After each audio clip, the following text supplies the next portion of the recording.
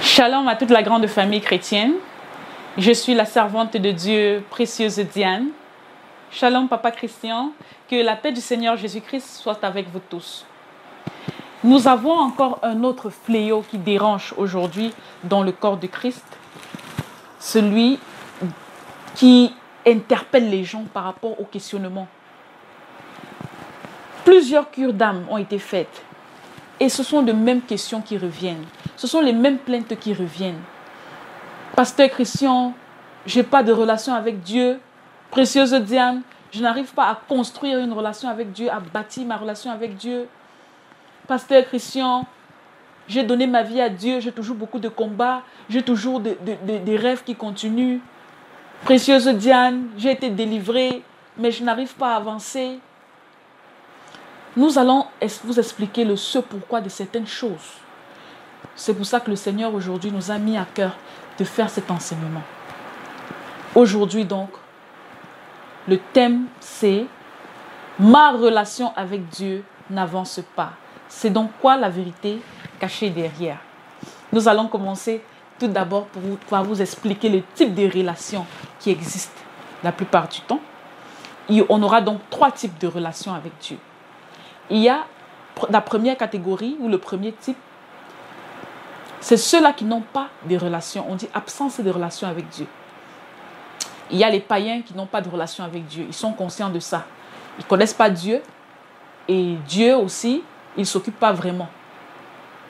C'est-à-dire que c'est 2 équipes dans lesquelles personne ne tient compte de personne.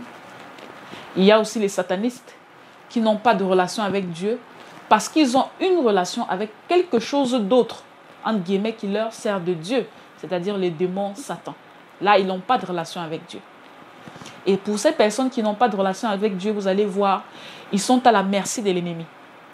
Dans la Bible, dans l'Ancien Testament, Dieu avait la facilité de détruire des peuples païens en faveur de ses enfants ou de la nation choisie. Dieu a détruit beaucoup de personnes en Égypte, à l'époque du Pharaon. Dieu a détruit plusieurs peuples, plusieurs nations lorsqu'il voulait donner en héritage la terre de Canaan à ses enfants. Ils n'avaient pas de relation avec Dieu. Donc il y a des choses que Dieu laisse l'ennemi faire consciemment pour des raisons dont il est au courant. Nous allons passer donc pour la catégorie, pour ceux de la deuxième catégorie. C'est ceux-là qui un jour ont eu une relation qui a débuté avec Dieu. Parce que famille chrétienne, vous devez comprendre que chaque fois que vous vous repentez sincèrement, c'est-à-dire la vraie repentance, celle du cœur, vous demandez pardon à Dieu, vous acceptez Jésus comme votre Seigneur et Sauveur, vous entrez dans le processus de la nouvelle naissance. Automatiquement, dans ce processus-là, il y a une relation qui se crée avec Dieu, une relation qui débute. Et comme dans toute relation humaine ou spirituelle, lorsque la relation est créée, il faut l'entretenir. Nous entrons donc dans la deuxième catégorie, donc de ceux-là qui sont en train d'entretenir et de construire et de nourrir leur relation avec Dieu pour qu'elle atteigne le point culminant. Plusieurs personnes sont dans le stade de construction de leur relation avec Dieu. C'est des stades vraiment différents.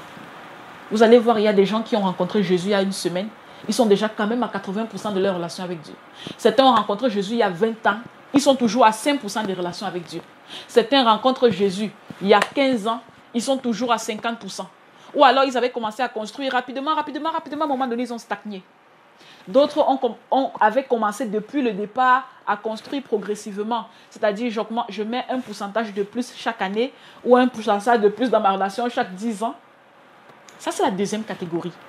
Et là, dans cette catégorie, il y a plusieurs personnes incluses là-dedans. Venons donc à la troisième catégorie, qui est une catégorie que j'aime. Dans la relation avec Dieu, il y a ceux qui ont finalement atteint le stade de communion dans leur relation avec Dieu. Tous ceux qui sont en communion avec Dieu sont des enfants de Dieu qui reçoivent toutes les promesses de Dieu, premièrement, qui reçoivent toute la protection de Dieu, deuxièmement, et qui sont utilisés à 100% par Dieu, troisièmement. quand vous avez atteint la communion, vous êtes dans la plénitude de l'Esprit Saint. Il y a des bénéfices que cette relation, que cette étape de relation va vous apporter. Des bénéfices que ceux qui n'ont jamais atteint cette étape ou qui ne sont pas dans cette étape n'auront jamais. Tous ceux qui acceptent le Seigneur Jésus deviennent automatiquement enfants de Dieu. Et après ça, être devenu enfants de Dieu, certains débuteront dans la construction de leur relation. D'autres construiront cette relation en tant qu'enfants de Dieu jusqu'à arriver à la communion. D'autres arriveront à un certain niveau, ils vont stagner, ou même certains réussissent même à rétrograder. Vous savez, dans la Bible, il y a des exemples d'enfants de Dieu qui ont réussi à atteindre la communion avec Dieu et qui ont eu des privilèges que personne n'avait jamais eu avant eux, et même après eux, certaines personnes n'ont pas eu ces privilèges-là. Cette personne-là, c'est une personne spéciale que vous connaissez tous aujourd'hui avec moi. Vous connaissez tous le roi David. Le roi David, à l'époque, dans l'Ancien Testament, il vivait à cette période où la tente d'assignation existait, l'arche de l'alliance existait, le tabernacle existait. Dans le lieu saint du tabernacle, au niveau du parvis, étaient disposés des pains de proposition. Ce sont des pains qui étaient apportés en offrande végétale à Dieu dans le service du sacerdoce.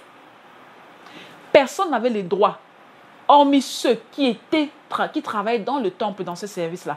C'est-à-dire les lévites, de sang lévitique coulant dans les veines, et qui avaient la responsabilité, selon l'héritage familial, de travailler dans ce département-là. C'est-à-dire, si vous n'étiez pas quelqu'un de cette catégorie, vous ne pouviez ni toucher au pain de proposition, ni proposer cette offrande à Dieu. Qu'est-ce que David a fait un jour?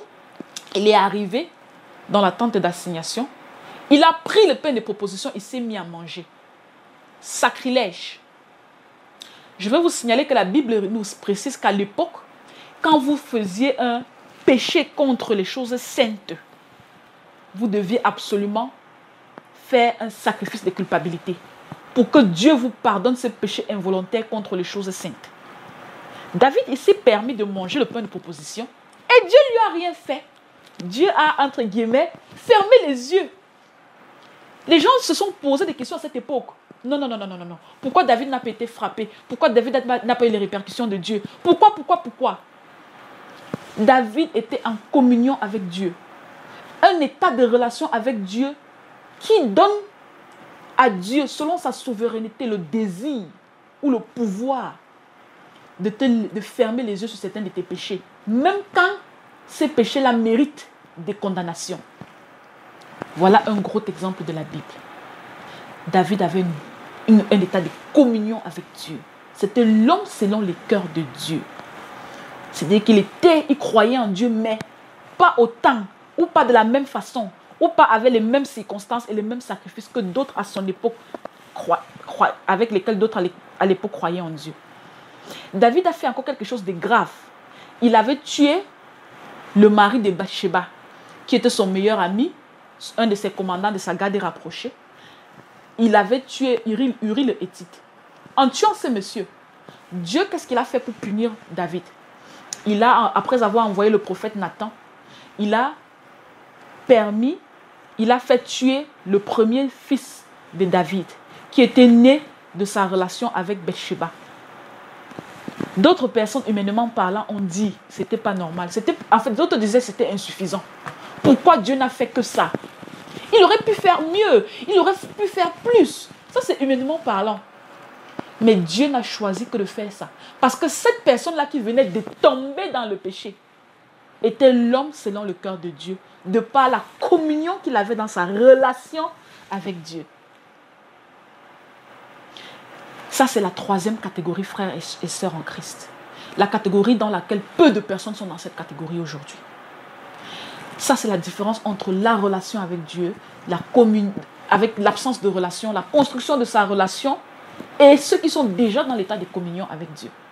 J'entre dans le problème qui nous concerne aujourd'hui, les problèmes réels, la pratique dans le corps de Christ. C'est ça qui est le grand problème aujourd'hui.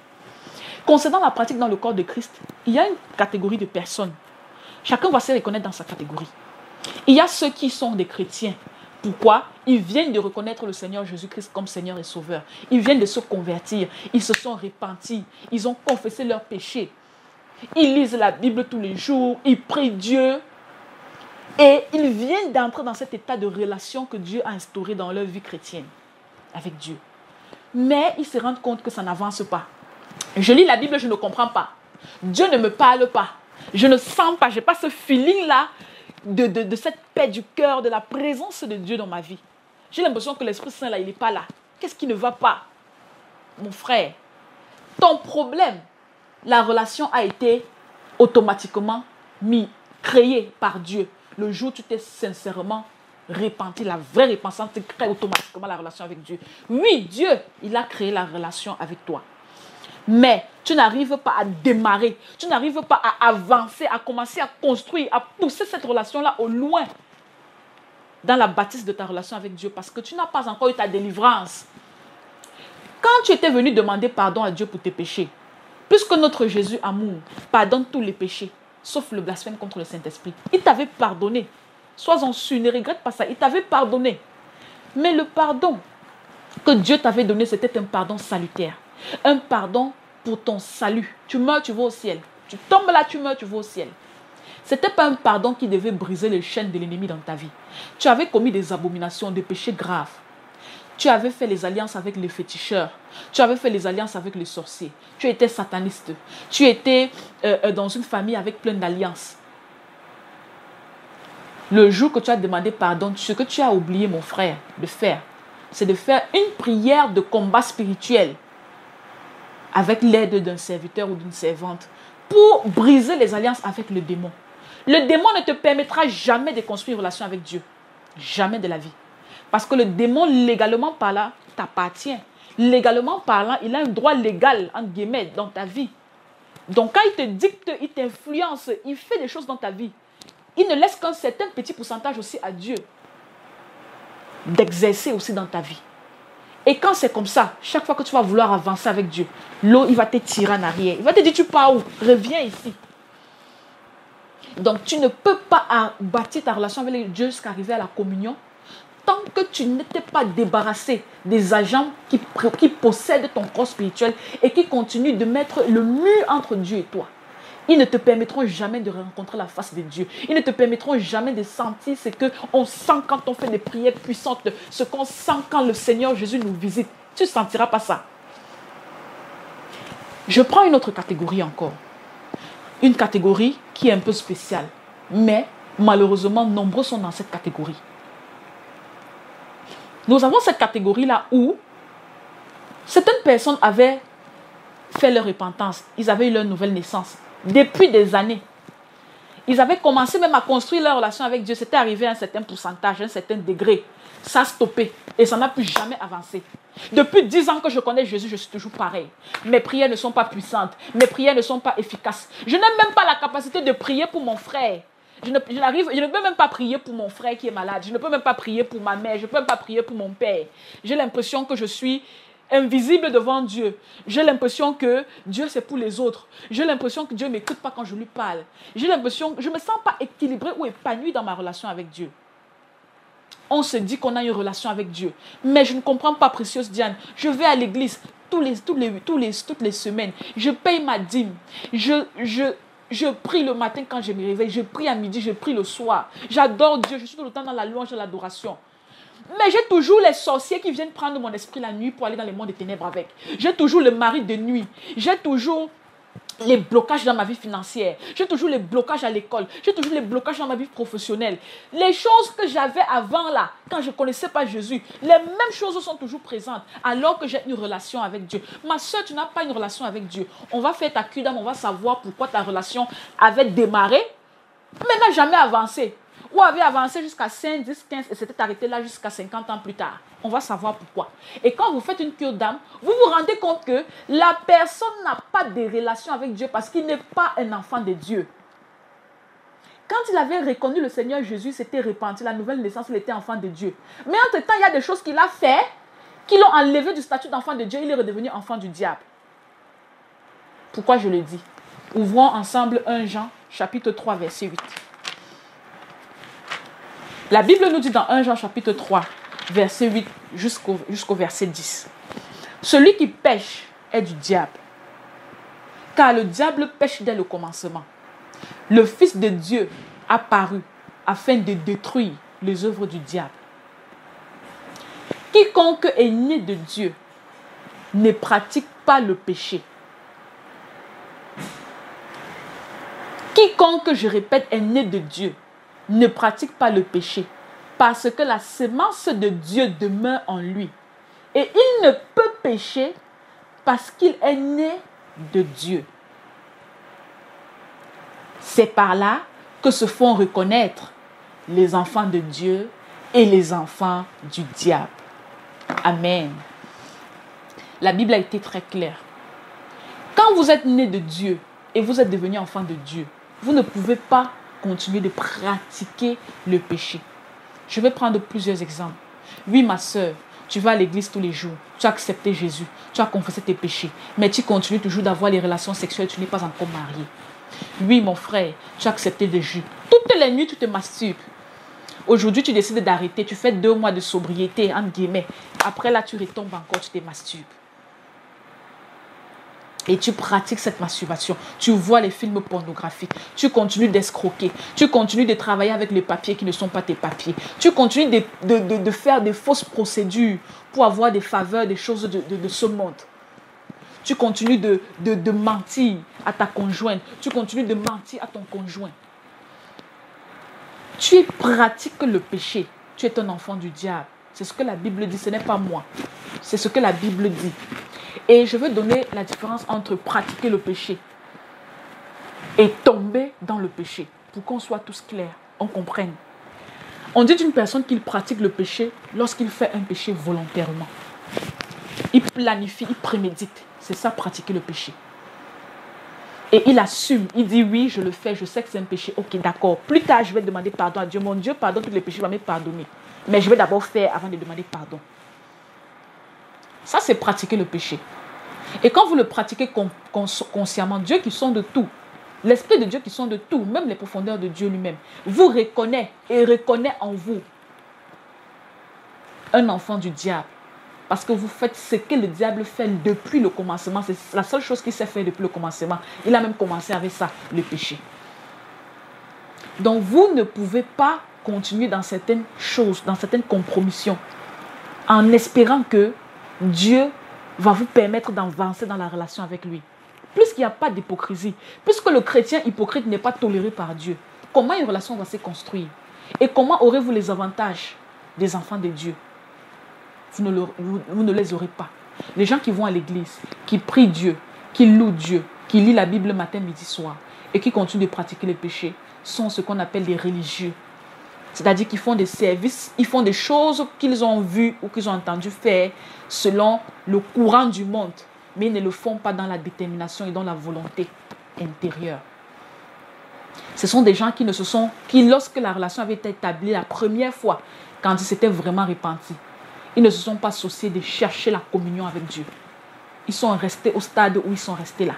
Il y a même plus de relation. La relation a été annulée parce qu'ils sont sortis du contrat. Ils sont devenus des enfants du diable. C'est ça la différence entre quelqu'un qui pratique et qui tombe dans le péché. Maintenant, celui qui tombe dans le péché, c'est quelqu'un qui a accidentellement commis un péché. Il n'avait pas prévu, il n'avait pas prémédité, il ne le savait pas. Il s'est retrouvé déjà dans le péché. Et qu'est-ce qu'il fait? Il demande rapidement pardon à Dieu. Ça, c'est quelqu'un qui est tombé dans le péché. Il confesse ses péchés et il avance dans sa vie relationnelle avec Dieu. La Bible nous dit, dans le livre, la Bible nous dit concrètement, dans le livre Éphésiens, chapitre 4, verset 30, n'attristez pas le Saint-Esprit par lequel vous avez été scellés pour le jour de la rédemption. Parce que chaque péché qu'on commet attriste l'Esprit Saint. Pour celui qui tombe dans le péché, il confesse ce péché rapidement et demande pardon à Dieu. L'Esprit Saint ne reste pas attristé sur une longue période de temps. La Bible aussi nous dit, dans le livre de 1 Jean, chapitre 2, verset 2, mes petits enfants, il nous exhorte de ne pas pécher. Mais pour pour ces quelques-uns, je paraphrase, qui tombent dans le péché, vous avez l'avocat auprès du Père, Jésus-Christ, le juste. Donc, celui qui tombe dans le péché a l'avocat auprès du Père qui est Jésus. Il est l'avocat de celui qui est dans la communion avec Dieu. Qui, comme Dieu le sait, est capable, à cause du corps de chair, de la faiblesse du corps de chair, de tomber dans le péché. Un exemple de quelqu'un qui tombe dans le péché. Je suis allée chez un ami, rendre visite. Un ami de longue durée, de longue date. Je prends un exemple. J'ai prévu de rentrer chez moi au plus tard à 20h. À 20h, quand je décide de vouloir rentrer, une pluie diluvienne, il n'y a plus possibilité de rentrer chez moi. Je me retrouve en train de dormir là-bas. J'ai pris toutes les dispositions qu'il fallait prendre et le corps de chair a eu le dessus. J'ai eu un rapport sexuel avec la personne. Je suis tombée dans le péché. Ce n'était pas prémédité. Je ne partais pas là-bas pour ça. Ce n'était même pas dans ma tête. Les circonstances m'ont poussé, m'ont jeté là-dedans. Immédiatement, je quitte de là. Je demande pardon à Dieu. Sincèrement, je me repentis. Je confesse ce péché. J'ai attristé l'Esprit Saint. Mais la vraie repentance, la repentance sincère, la confession sincère me fait sortir de là.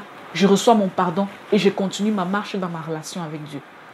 Dans la construction de la relation, si je n'ai pas encore atteint la communion, ou bien dans la vie de communion, si j'ai déjà atteint la communion avec Dieu. Il y a des gens qui peuvent être en train d'être pris sur le coup dans des situations qu'ils n'avaient pas prévues. Et puis, ils racontent un mensonge juste pour se débarrasser de la personne. C'était involontaire, ça l'a pris de coup. Il est tombé dans le péché. Parce que le corps de chair est faible. La chair a des désirs opposés à ceux de l'esprit. Mais immédiatement, je demande pardon à Dieu. Et je me relève. Je continue de construire ma relation. Si je n'avais pas encore atteint la communion, ou alors de rester dans cette communion et de persévérer dans la communion si je l'ai déjà atteint. Quelqu'un un jour va se mettre exagérément en colère, à tort. Je me suis fâchée contre une amie. Elle n'avait pas tort, c'est moi qui me suis trompée. C'est un péché. Parce que tout péché, même minime qu'il soit, te met dans un état désagréable devant Dieu. Qu'est-ce que je fais? Je demande pardon. Et puis je me relève, je continue de construire la relation, si je n'ai pas encore atteint la communion, ou je persévère dans la communion si je l'ai dans la communion. Le plus important, c'est de ne pas garder l'Esprit Saint attristé. Parce qu'une fois que l'Esprit Saint est attristé, l'Esprit Saint s'en va. Et quand l'Esprit Saint est parti, on continue d'aller à l'église, on continue de prier, on continue de se dire qu'on a une relation avec Dieu. La relation n'existe même plus depuis très longtemps. Elle a stagné ou alors on a même déjà rétrogradé. Et comment on peut faire pour savoir qu'on n'est plus avec Dieu? On se rend compte que des manifestations persistent ou que de nouvelles manifestations apparaissent. Ça, c'est la deuxième catégorie. La catégorie des chrétiens charnels ou des chrétiens hypocrites. On ne peut pas être enfant de Dieu et on continue de pratiquer les péchés. On est là, on est enfant des diables. La troisième catégorie, c'est celle de ceux qui sont déjà dans la communion avec Dieu. Je me suis repenti, j'ai donné ma vie à Jésus. J'ai eu ma nouvelle naissance. Je commence tous les jours et activement à travailler sur ma relation avec Dieu, à persister dans la vie de sanctification, à avoir une discipline dans ma vie de prière. Je prie le matin, je prie à midi, je prie le soir contre vents et marées. Je lis ma Bible tous les jours. Je ne comprends pas, je continue de me renseigner. Je suis les enseignements. Je cherche Jésus de tout mon cœur. Je fais du bien. Je suis dans la sanctification irréprochable devant Dieu. Je construis jusqu'à ce jour où j'arrive dans la communion parfaite avec Dieu. Je me sens spécial aux yeux de Dieu. Les choses qui m'arrivent sont des choses qui n'arrivent pas aux autres. Les choses que Dieu me dit sont des choses qu'il ne dit pas aux autres. Dieu me parle de la façon avec laquelle il ne parle pas aux autres. J'échappe à certains malheurs de la façon avec laquelle les autres n'échappent pas. Je suis dans la communion parfaite. Oui, cette catégorie, peu de gens ont atteint cette catégorie avec Dieu. Parce que être dans la communion avec Dieu, ce n'est pas quelqu'un qui va vous dire, ce n'est pas votre pasteur qui vous dit que vous êtes dans la communion. Vous le vivez, cette communion. Vous le savez, vous le sentez, de par les manifestations. Quand on est dans la communion avec Dieu, on n'a pas les maris de nuit. Quand on a la communion avec Dieu, son esprit n'est pas récupéré dans la sorcellerie inconsciente. Quand on a la communion avec Dieu, son esprit n'est pas utilisé dans le monde des ténèbres. Quand on est dans la communion avec Dieu, on ne fait pas les combats spirituels la nuit. Quand on est dans la communion avec Dieu, on ne mange pas, on ne nous nourrit pas dans les rêves. On n'a pas des maladies spirituelles qui nous envahissent tout le temps. Des maladies qui n'ont pas de diagnostic. Des maladies qui ne guérissent pas. Quand on est dans la communion avec Dieu, le travail n'est pas bloqué. Les finances ne sont pas bloquées. Ses enfants persévèrent et avancent. Son foyer est stable. On trouve le mari qu'on veut. Quand on est dans la communion avec Dieu, on reçoit les promesses des enfants de Dieu. Parce que je vous annonce aujourd'hui, peuple de Dieu, que les promesses que Dieu a faites à ses enfants, lorsqu'il a dit dans la Bible que je n'ai de projet de bonheur pour mes enfants, c'était les projets de bonheur pour ceux-là qui sont en communion avec lui. Ce n'était pas pour les païens, ce n'était pas pour les chrétiens charnels, c'est pour ceux qui sont en communion avec lui. Donc, je veux qu'on arrête de se poser la question de ce pourquoi, depuis que j'ai donné ma vie à Christ, les blocages persistent. Les choses de Satan sont toujours dans ma vie.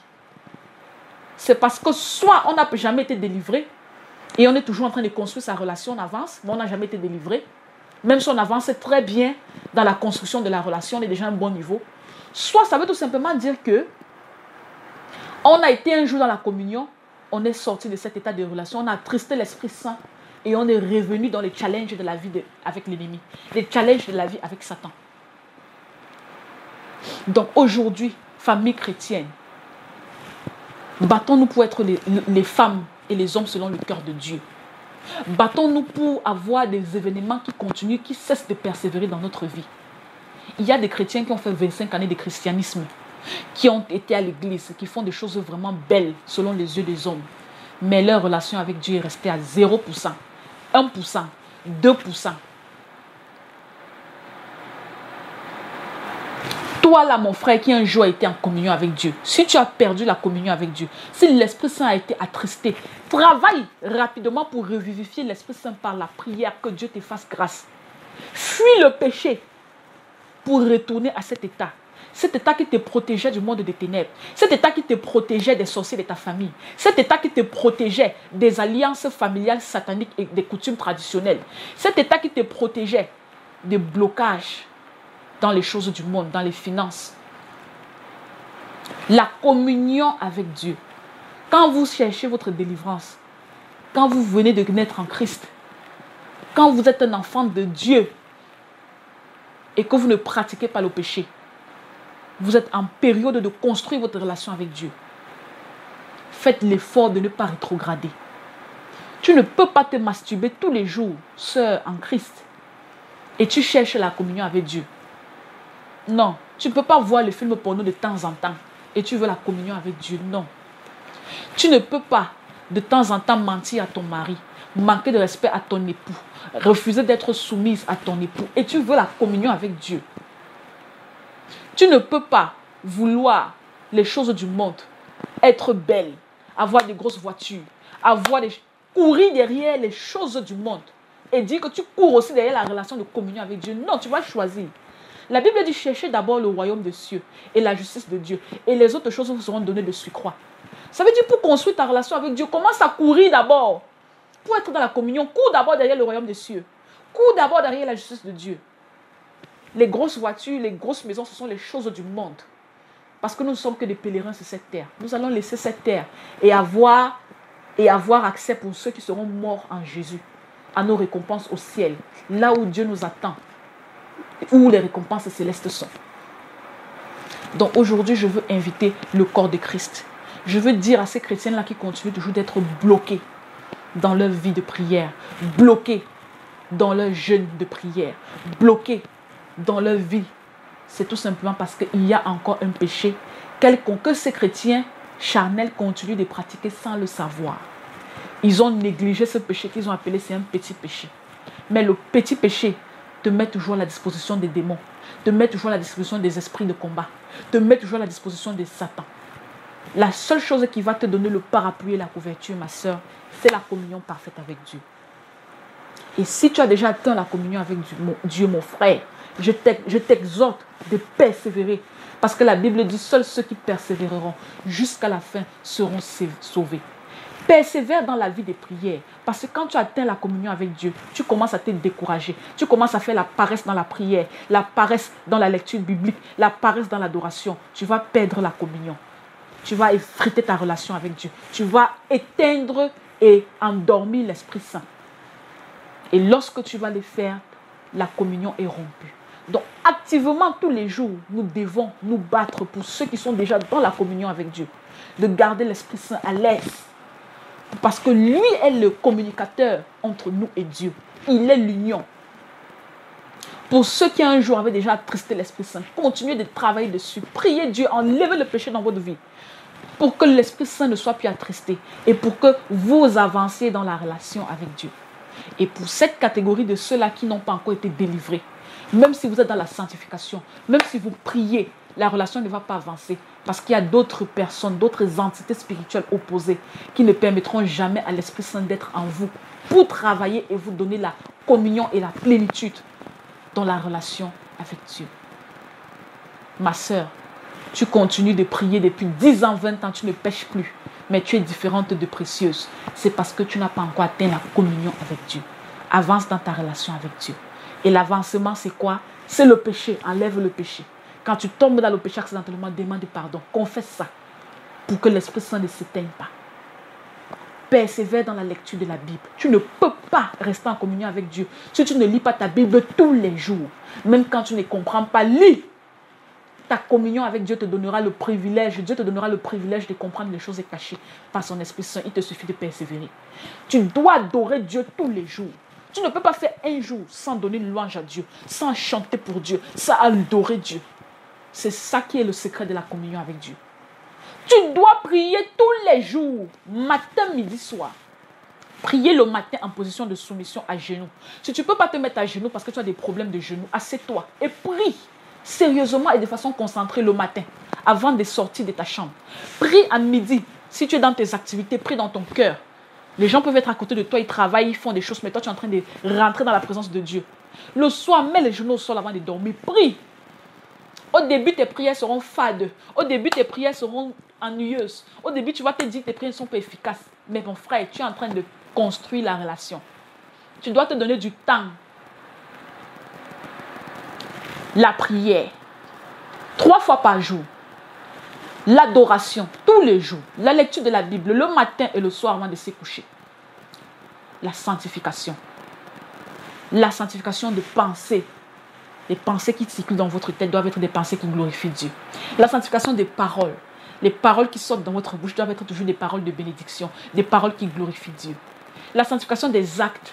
Chaque chose que vous faites dans votre vie au quotidien doit être quelque chose que vous faites qui glorifie Dieu et non Satan. Quand vous avez tout ça réuni, vous allez travailler, construire votre relation aussi activement jusqu'à arriver au stade de communion. Ce stade-là où Dieu pourra vous dire clairement ce que l'ennemi prépare contre vous. Ce stade-là où Dieu pourra fermer les yeux sur certains péchés parce qu'il va vous considérer comme la femme ou comme l'homme selon votre cœur, comme il a fait avec David. Cherchez qu'il fasse ça aussi avec vous et il peut le faire. Tout dépend de ta relation. Avant qu'on ne se termine aujourd'hui, je voudrais inviter le corps de Christ à arrêter de se comparer. Certaines personnes n'avancent pas dans leur relation parce qu'ils sont toujours en train de se comparer. Pourquoi la sœur là est comme ça, moi je ne suis pas comme ça? Pourquoi la sœur là a fait tel péché et elle n'a pas les répercussions de ce péché dans sa vie aujourd'hui? Mais moi je fais le péché qui est plus petit que son péché. Mais moi je souffre. Quand elle faisait ce péché là, est-ce que tu connaissais son état de relation avec Dieu? Quand il faisait ce péché là, est-ce que tu connaissais à quel pourcentage de relation est-ce qu'il avait avec Dieu? Non. Si plus ta relation est bonne avec Dieu, plus tu peux échapper à certains malheurs. Plus ta relation est bonne avec Dieu, plus Dieu peut approuver certains privilèges dans ta vie. Donc avant de te poser des questions de savoir pourquoi ton frère à l'église chrétienne demande la voiture à Dieu, Dieu lui donne la voiture. Et toi tu demandes aussi la voiture, Dieu ne te donne pas la voiture. La question que tu dois te poser, ce n'est pas pourquoi Dieu a donné la voiture à mon frère en Christ alors qu'il prie comme moi, il loue Dieu comme moi, on prie ensemble tous les jours. La question c'est, comment mon frère en Christ a construit sa relation avec Dieu? À quel pourcentage de relation il a avec Dieu? Vous aurez la réponse en comprenant que votre relation avec Dieu, ce n'est pas la même relation que lui, il a avec Dieu. Chers frères et sœurs en Christ, il y a quelque chose que je vais aussi vous dire avant qu'on ne termine. Il y a des gens qui ont la capacité de sacrifier beaucoup de choses pour Dieu, que d'autres ne sacrifieront jamais. Il y a des gens qui ont sacrifié le mariage pour Dieu. C'est-à-dire qu'ils décident, je suis un homme de Dieu, je ne me marie pas parce que je veux me concentrer pour le travail de Dieu. Ou je suis une femme de Dieu, je ne me marie pas parce que je veux me concentrer pour le mariage de Dieu. Certaines personnes ont décidé même de sacrifier des choses. Je sacrifie ma maison, j'offre ça à une église locale. D'autres vont dire, je sacrifie mon diplôme, mon gros diplôme que j'ai eu après avoir travaillé, fréquenté pendant 10 ans. Le diplôme là, je mets ça de côté pour faire telle chose pour Dieu. Est-ce que vous pensez que dépendant des sacrifices qu'on fait pour Dieu, la relation sera pareille? Jamais la relation n'est pas pareille. vous allez vous rendre compte que plus quelqu'un est prêt à sacrifier des choses pour Dieu, ou à sacrifier des choses pour être agréable à Dieu, plus Dieu lui est agréable et lui accorde certains privilèges. N'oubliez jamais ça. À l'époque de Noé, quand tous les autres étaient en train de boire, de manger, de s'enivrer, de faire les choses du monde de leur époque, Noé était le seul qui avait sacrifié sa vie en refusant de faire ces choses qui sont bien pour le corps de chair, mais pas pour l'esprit. Pour croire en Dieu, pour adorer Dieu. Et à cause du sacrifice qu'il avait fait, Dieu lui a accordé une grâce. N'oubliez pas aussi, Enoch a été enlevé. La Bible nous rappelle qu'à l'époque d'Enoch, Enoch avait été agréable, il avait marché selon Dieu. La relation qu'il avait bâtie avec Dieu dans sa vie a permis à Dieu de l'enlever vivant. Un truc qu'il n'avait pas fait avec d'autres personnes avant Enoch. La relation que Abraham avait construite dans son cœur avec Dieu, les sacrifices qu'il faisait pour Dieu qu'il n'avait jamais vu, ont permis à Dieu de lui offrir la place d'ancêtre d'ancêtre de la prospérité de la nation choisie de Dieu. Donc aujourd'hui, chacun de nous doit se battre individuellement pour être intéressant aux yeux de Dieu d'une façon spéciale, pas comme tout le monde. 10 personnes vont au ciel, mais je vous rassure que les 10 personnes n'auront pas les mêmes récompenses au ciel. Je vous rassure aussi que les 10 personnes n'auront pas la même relation avec Dieu sur terre. Si aujourd'hui, Dieu m'accorde des privilèges, sœur en Christ, c'est parce que ça dépend de ce que j'ai sacrifié dans ma relation avec Dieu, pour lui être agréable. Si un frère en Christ aujourd'hui a du temps, il ne veut pas rater son émission à la télé, il veut voir ces 2 heures d'émission, et c'est un frère en Christ que Dieu aime. Mais moi, pendant ces 2 heures d'émission à la télé, j'ai décidé de lire ma Bible. J'ai décidé de mettre les genoux au sol pour prier Dieu, pour louer Dieu, pour adorer Dieu. Si demain, Dieu veut m'accorder un privilège parce qu'il pense et il juge que la relation entre Précieuse et lui est un peu plus pure et meilleure et travaillée que la relation avec nos frères qui craignent Dieu, oui, mais qui n'est pas prêt à faire certains sacrifices. Pourquoi vous devez m'en vouloir? Pourquoi certaines personnes vont me jalouser? J'ai construit ma relation avec Dieu. Je continue de construire. Je persévère pour la maintenir. Parce que je suis décidé à avoir toutes les promesses des enfants de Dieu. Parce que je suis décidé à avoir toute la protection de Dieu. Vous pensez qu'on n'a jamais essayé de me tuer? Vous pensez qu'on n'est pas en train d'essayer tous les jours? Vous pensez que mon nom n'est pas dans tous les gris-gris de toutes les cases de marabouts ou bien dans le monde des ténèbres affiché là-bas en gros caractère? Mais si Dieu ne permet pas que je vive certains combats dans la nuit et que je dorme comme un gros bébé, je me réveille le matin, c'est ma relation avec Dieu. C'est le secret, c'est ma relation avec Dieu. C'est jusqu'à quel niveau je suis arrivé avec lui et c'est comment est-ce que je l'ai construit. Une autre personne va faire la même chose que je fais et sera attaquée par le monde des ténèbres et aura les représailles. Va même fuir le travail d'évangélisation, va fuir le travail d'exhortation en disant que non, chaque fois que je révèle les œuvres des ténèbres la nuit, je ne dors pas. Ils viennent ils m'oppressent. Oui, ma soeur, ils t'oppressent. On fait le même travail. Mais c'est quoi ta relation avec Dieu? À quel niveau, jusqu'à quel niveau tu as construit ta relation avec Dieu? Tu es encore à 50%, supporte l'oppression de Satan. Tu es déjà à 100%, jouis de la protection complète de Dieu. C'est le secret. C'est ce que je voulais dire aujourd'hui. C'est ce que je voulais signaler aujourd'hui au corps de Christ. Le ce pourquoi nous sommes tous chrétiens. Peut-être nous tous nous allons aller au ciel. Mais sur terre, nous n'avons pas les mêmes combats. Sur terre, nous n'avons pas les mêmes challenges. Sur terre, nous n'avons pas les mêmes grâces. Sur terre, nous n'avons pas les mêmes protections. Travaillons notre relation avec Dieu. Quand vous êtes en train de travailler pour monter là, moi je ne suis pas encore monté complètement. Je travaille encore pour monter plus. Le plus important, c'est d'être le plus agréable aux yeux de Dieu. Et la sanctification sans laquelle nul ne verra le Seigneur. Merci corps de Christ pour tout. C'est un message qui s'adresse même aux serviteurs de Dieu. Pasteur déjà accompli, déjà. Mais papa Christian, le message là c'est pour toi. Moi je sais papa Christian, tu es trop bonne. Tu n'as pas une très bonne. Tu as une trop bonne relation avec Dieu. C'est pour ça qu'aujourd'hui tu es toujours ce que tu es. C'est pour ça qu'aujourd'hui tu es toujours où tu es. C'est pour ça qu'aujourd'hui tu as certains privilèges que d'autres n'ont pas, faisant le même travail que toi, ayant le même appel et peut-être même la même onction.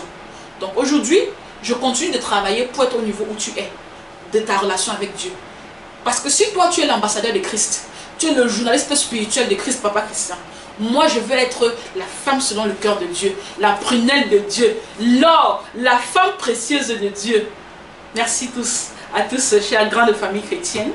Merci au Papa Christian, merci de nous avoir écoutés aujourd'hui. Ce message c'est pour les chrétiens et c'est pas pour les païens, parce que c'est pour ceux-là qui sont en train de vouloir déjà continuer de construire, qui sont en train de vouloir avancer parce qu'ils avaient stagné à la même position pendant des années et continuer de voir les conséquences. Ce message c'est pour nous tous. Merci beaucoup à tous et à la prochaine corps de Christ.